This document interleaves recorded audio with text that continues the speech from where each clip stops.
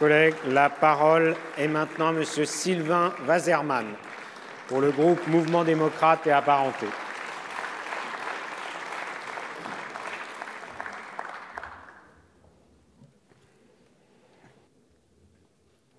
Merci.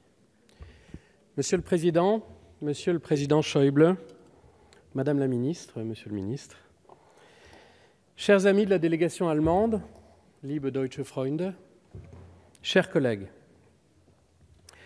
il y a des moments dans la vie d'un parlementaire qui ne ressemblent à aucun autre.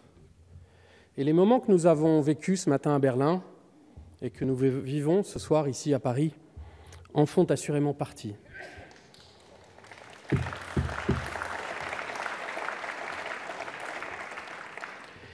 Il y a 55 ans, en signant le traité de l'Élysée, moins de 20 ans après la fin des conflits mondiaux, Charles de Gaulle et Konrad Adenauer scellaient la réconciliation de nos deux peuples.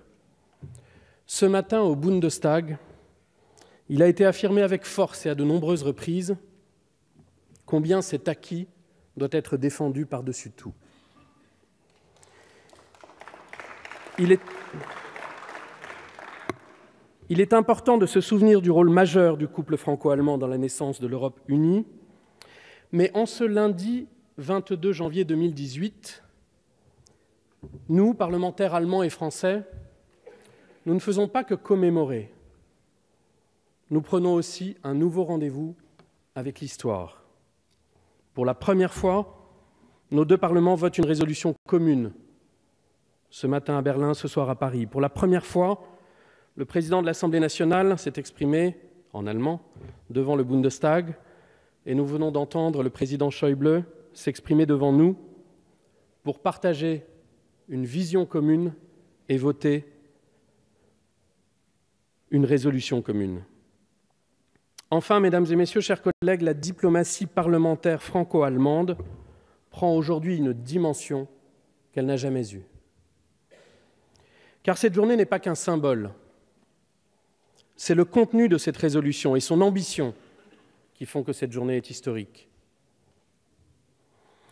Il y a dans cette résolution une véritable vision et des projets pragmatiques et concrets. Une véritable vision d'abord, une vision convergente sur nos projets de société démocratique, sur l'affirmation du socle européen des droits sociaux, sur la place des citoyens dans l'Europe et l'importance des consultations citoyennes menées conjointement dans nos deux pays. Une vision sur la monnaie qui doit nous protéger des crises à venir, sur la compétitivité et sur les règles harmonisées pour le droit des entreprises, sur l'emploi et la sécurité sociale. Une vision convergente aussi, politiquement, sur le rôle que nos parlements peuvent et doivent jouer dans cette dynamique européenne. Une vision convergente donc, mais aussi des projets.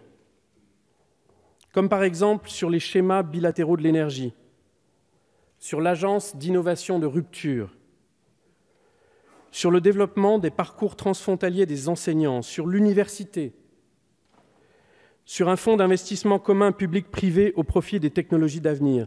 Il y a là une véritable feuille de route dont nos deux pays peuvent ensemble se saisir pour contribuer au renouveau du projet européen. Je tiens à dire aussi pour le député de Strasbourg, d'Alsace et du Grand Est que je suis, que jamais je n'avais lu une résolution qui soit si précise et si forte sur un tel élan et un tel renouveau du fait transfrontalier. Que ce soit pour les eurodistricts, pour l'apprentissage, les stagiaires, le bilinguisme ou pour la convergence réglementaire.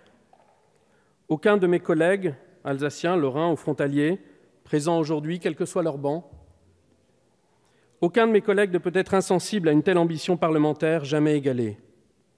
Il sera donc de la responsabilité de tous les élus, la nôtre, mais aussi celle des élus du territoire, quelle que soit leur couleur politique, quelle que soit la collectivité qu'ils représentent, de se saisir de cette opportunité unique que nous offrons et de la transformer en une réalité pour nos concitoyens.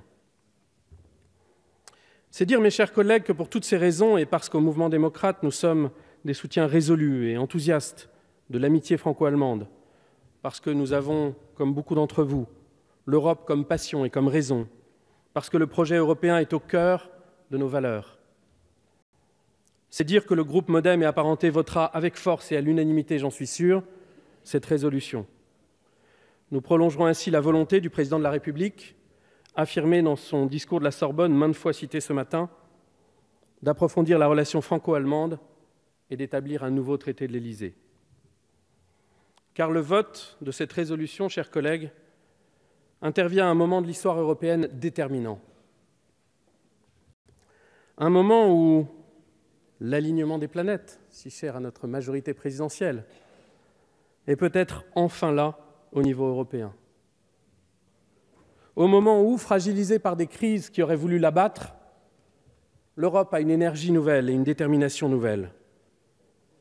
Une énergie dans laquelle nos deux pays jouent, et joueront plus encore dans les années à venir, un rôle décisif. Vous le prouvez, chers amis allemands, avec la coalition qui se dessine en Allemagne et son engagement pro-européen.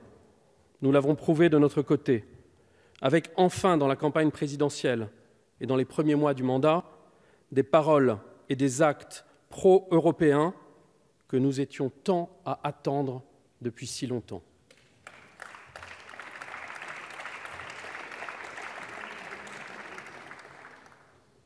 Mais lorsque nous aurons voté cette résolution, le chemin sera encore long. Nous devrons lutter avec une détermination sans faille contre tous les populismes, les nationalismes sombres, toutes les europhobies, contre le déclino-scepticisme anti-européen. Et pour lutter, nous devrons agir, tout simplement, pour réussir. Nous devrons mener les consultations citoyennes, monter les groupes de travail, mobiliser les élus et construire avec audace et imagination. Notre résolution devra prendre forme et se traduire concrètement dans la vie de nos concitoyens. Le groupe de travail qui pilotera les travaux aura une belle et importante mission. Vous l'aurez donc compris, par le vote de cette résolution commune et historique, nos deux assemblées font le choix de l'amitié franco-allemande et de la relance du projet européen. Et comme tous ceux qui croient que notre avenir est ensemble dans l'Union, comme tous ceux qui vivent le transfrontalier au quotidien et souhaitent le voir se développer encore, comme tous ceux aussi dont les familles ont payé un lourd tribut aux dernières guerres, un trop lourd tribut. Je sais la valeur d'un tel choix.